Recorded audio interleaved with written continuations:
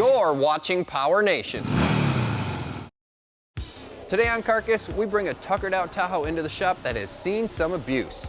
We'll give it a once-over, showing you some key wear items to look for when getting a high mileage project ready for its new lease on life. We'll diagnose failure points on the front suspension and how to replace them, keeping you safe and get your worn out ride back on the road for many years to come.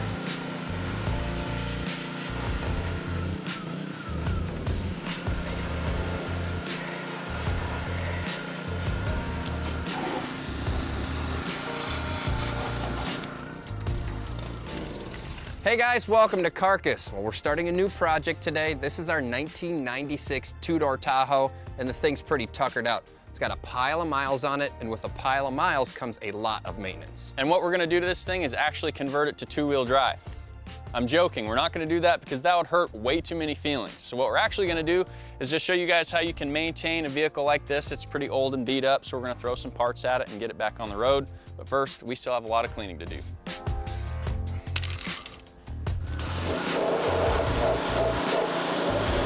The Chevy Tahoe was introduced in 1995 when GM decided to drop the Blazer moniker. Although the two-door GMC Yukon came out in '92, Chevy waited a few years to introduce the Tahoe. You could get these in two-wheel drive or four-wheel drive models. The Tahoe came with your choice of two different power plants, a 5.7 250 horsepower Vortec engine or a torquey 6.5-liter 180 horsepower V8 turbo diesel, but that was only offered in the two-door four-wheel drive models. The interior was designed for comfort, with 4 different trim levels allowing up to 6 passengers depending on what you wanted. It shares the GMT 400 platform, which is the same as the OBS trucks of that time, and the last year of production for the two-door model like ours was '99 and 2000. And our Tahoe is a 1996, it's got 252,000 miles on it, and where we're going to be focusing most of our attention is up here in the front. Now, as far as the maintenance side of things goes, this is where it's been lacking the most. We're going to be working on the steering, the suspension, and the brakes, pretty much everything that gets us going straight down the road and lets us stop. And really what we're going to start on is we're actually going to try to remove the torsion bars. What that's going to do is relieve some of the stress up here in the suspension. It's going to make it a little easier for us to work on it. Jimmy's got some tools, so we'll get this kind of unloaded and see if we can get the torsion bar keys and torsion bars out of the way.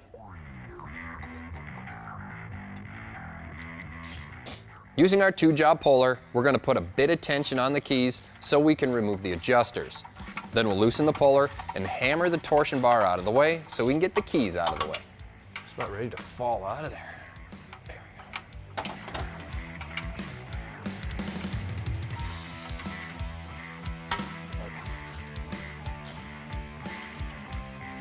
The torsion bar suspension system is a design that has come and gone over the years in GM trucks. Instead of using a coil spring that compresses with wheel travel, it uses a long bar that twists to provide the spring force. All GMT 400 trucks like our Tahoe use this suspension design, and even some new pickups from GM still use it today.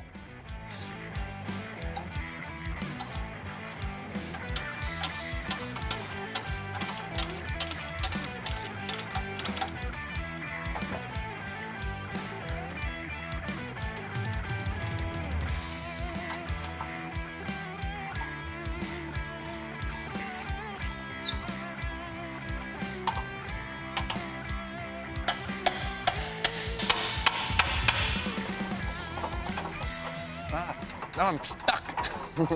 Let's go. There we go.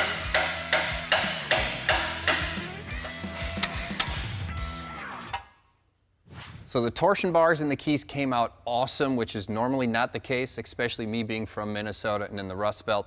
That just doesn't happen. So I've already got a really good feeling that this truck is going to come apart really easy. Now, something to consider when you've bought a used car or you're in the process of buying one is just check out all the parts and pieces that are consumable items just to see what kind of condition they're in. On ours, for example, this rotor is completely shot. It's got a bunch of grooves in it. It's got a big lip on the edge. These pads have almost no friction material left, so there's just a lot of stuff that we need to replace. We're just going to get this old stuff off, get some new parts on it.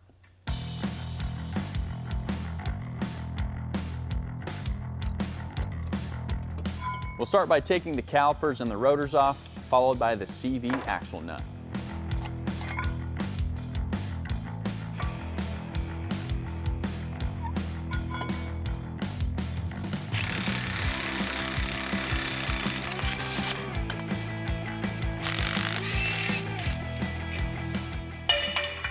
I felt gravity every time.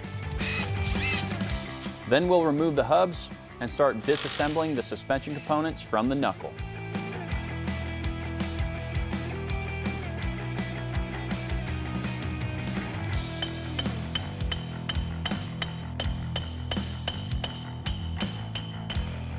Whew, that's been in there a long time. There we go.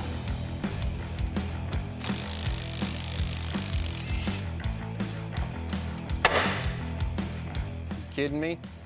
Never happens.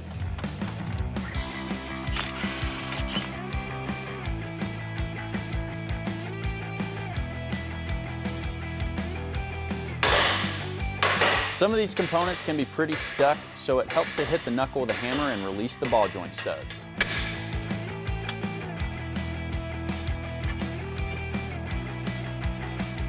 All right, so this is what we found so far on the Tahoe. We've got 4 major issues going on here. We've got a lower ball joint that's completely toast. It's got a bunch of play in it. Same with the upper ball joint.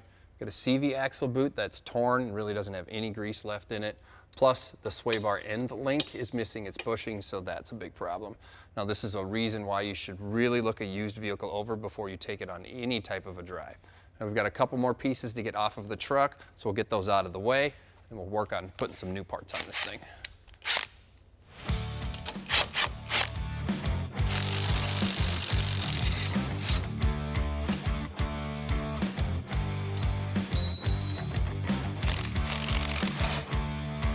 We'll remove the 6 bolts that hold in the CV axle and follow that up by removing the tie rod.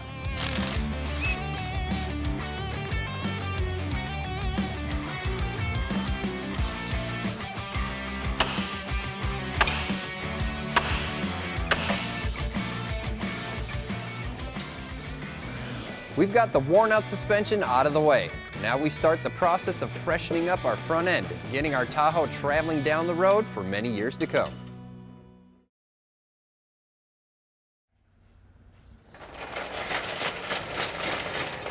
So we've got most of the suspension parts out from underneath the Tahoe here, and it's time to start reassembling this thing. Now, we already went ahead and knocked out the lower ball joint and the upper one as well. The lower one came out with a couple swings of the hammer. The upper ball joint, we just had to grind off a couple rivets. We got that one out of the way as well. Now, we went ahead and cleaned this area up the best we could, so it's time to start reassembling. Now, as far as the parts that are going to be going on our 2-door Tahoe, we're going to be using Duralast Gold chassis and suspension parts. The first place we're going to start is right here with the lower ball joint.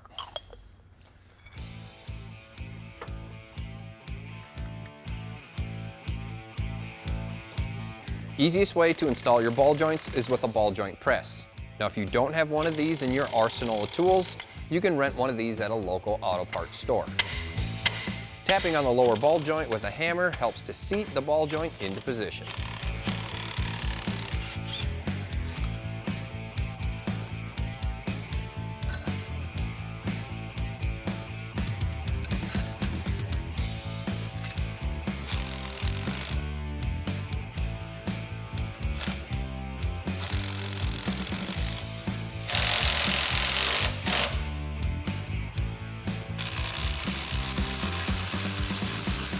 Once the ball joints are in, we'll ditch the worn out factory shock and install a new one.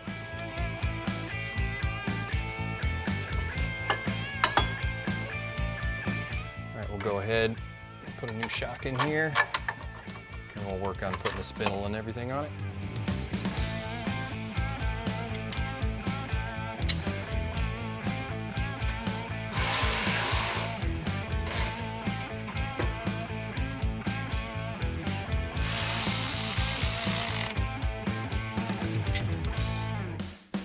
All right, we'll get the CV axle in here. We're getting closer and closer.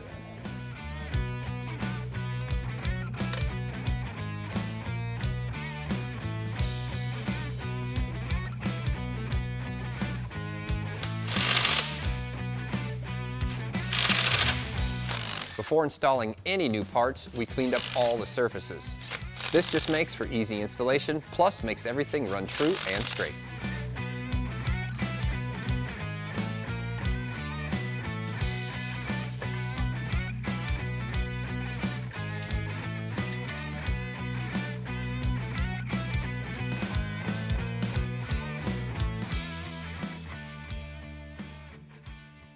All right, before we tighten down the upper ball joint, we did notice something. The original ball joint here was held in with a set of rivets. Now this ball joint actually gets bolted into place. Those bolts are a little bit longer. They're gonna end up contacting the top of the knuckle here when we turn left and right. So now is the time to fix that. What we're gonna end up doing here is just taking the pressure off. We'll release it from the upper control arm here. Then we can just flip these two around and we'll keep moving forward.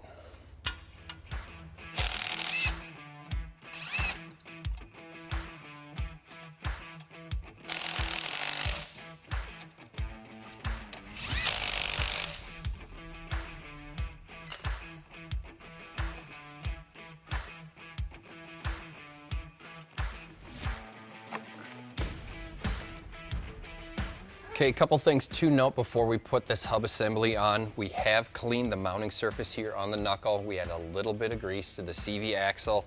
A big thing with this hub assembly is it does come with the speed sensor, which is good because we do have an ABS light on the dash, so hopefully this takes care of it. And one thing to remember, don't forget to put on this little shield for the brakes.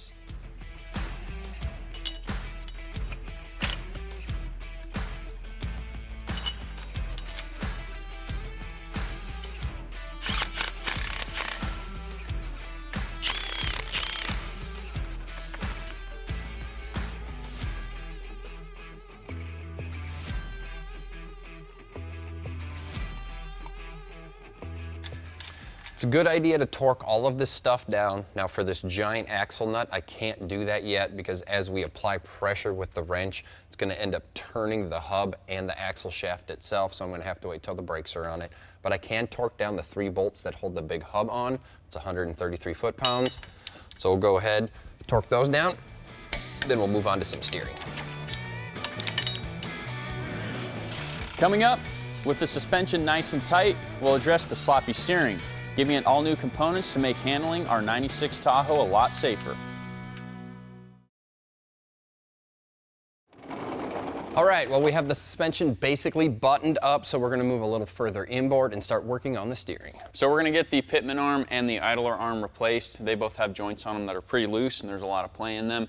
So we have to get the steering box kind of out of the way so we can get a pitman arm puller up there, and then we'll also take off the bracket for the idler arm.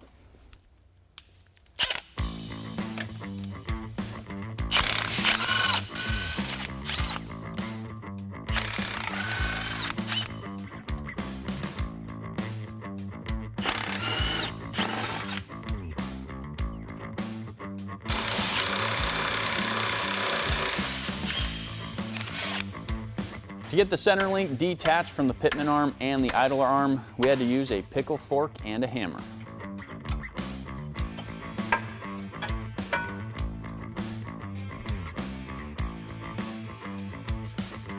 The only way to get the pitman arm off is to shift the steering box towards the rear of the truck, where we can access the nut and then put the puller on the pitman arm.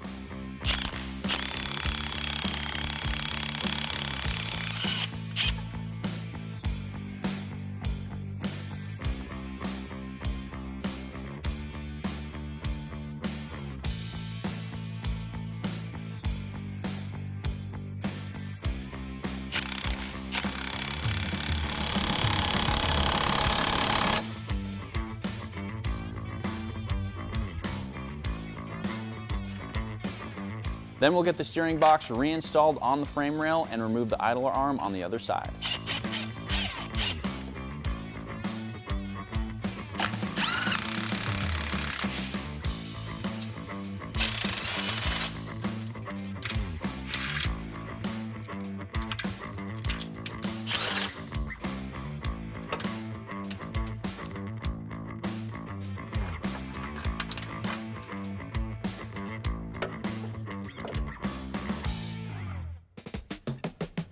The idler arm must be bolted and torqued to the bracket before reinstalling on the frame rail, because you cannot get a wrench up there once it's installed.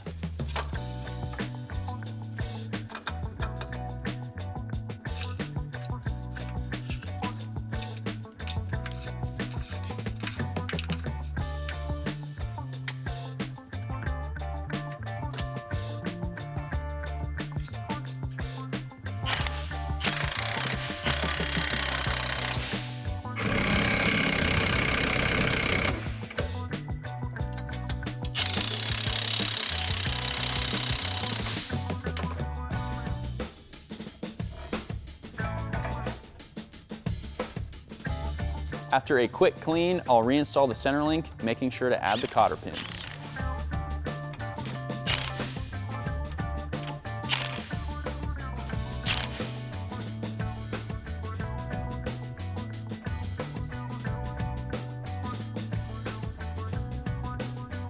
To finish up our steering, we're going to be putting on our Duralast Gold inner and outer tie rod ends. These heavy-duty tie rod ends are built using advanced processes and unique engineering to maximize their durability. Induction-hardened studs and integrated metal-on-metal bearings help eliminate failure points. They have a larger ball that has a greater surface area, which helps to distribute the load across the suspension, and bigger grease channels increase the flow throughout the joint. Superior corrosion-resistant coatings enhance rust protection and the life of the parts. They are backed by Duralast Gold's limited lifetime warranty, and we got our Duralast Gold tie rod ends from the AutoZone Pro website.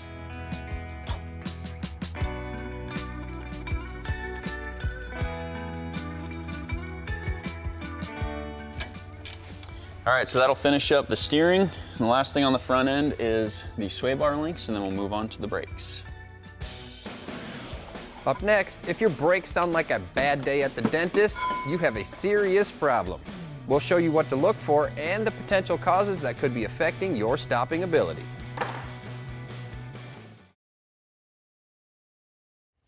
We're getting close to buttoning up the two-door Tahoe, but as we were taking the front suspension apart, we noticed a big issue on the braking system on the passenger side.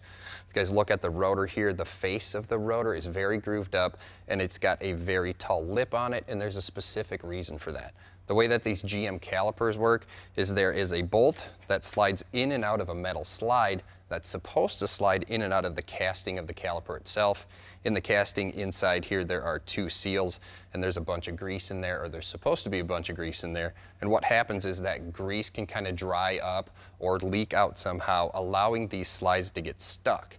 What that means is that your caliper can't kind of float over the top of your rotor, creating an even pad wear.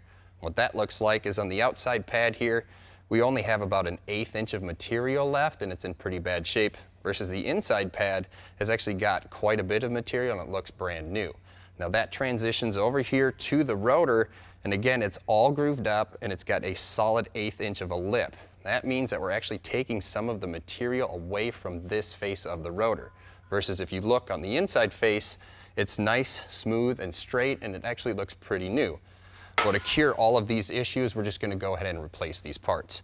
We've got a Duralast remanufactured caliper. This has got a new piston, new seals. It comes with new bolts and slides that are already pre-greased. Plus it comes with the bolt to hold the brake line on, so it's very easy to assemble.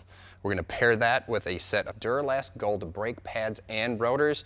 We're going to start with the rotor here. We'll go put that on the truck. Then we'll go ahead and grab the caliper, and we'll get this whole thing wrapped up.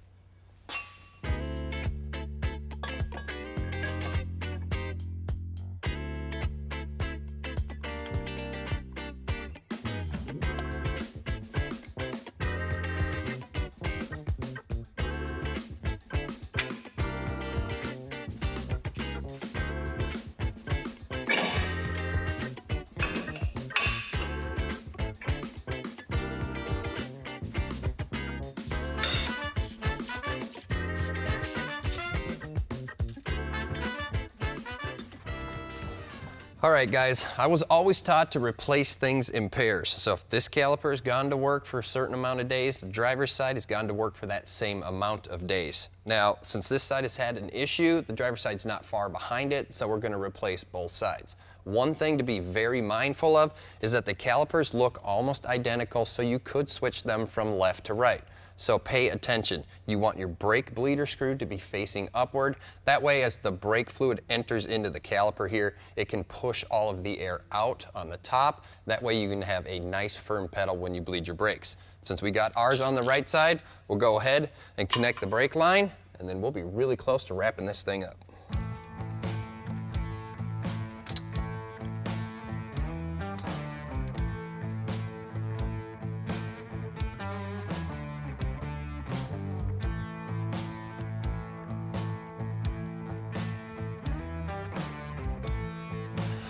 All right, well that buttons up the brake side of things, so we've got good brakes in it, good steering, and the suspension's in better shape, so this tuckered out Tahoe isn't so tired. We do have to bleed the brakes yet, so I'll go ahead and lower this down and Jimmy can hop up inside. And we do have a few more things to do before this thing is roadworthy, but for right now, we'll call it a day.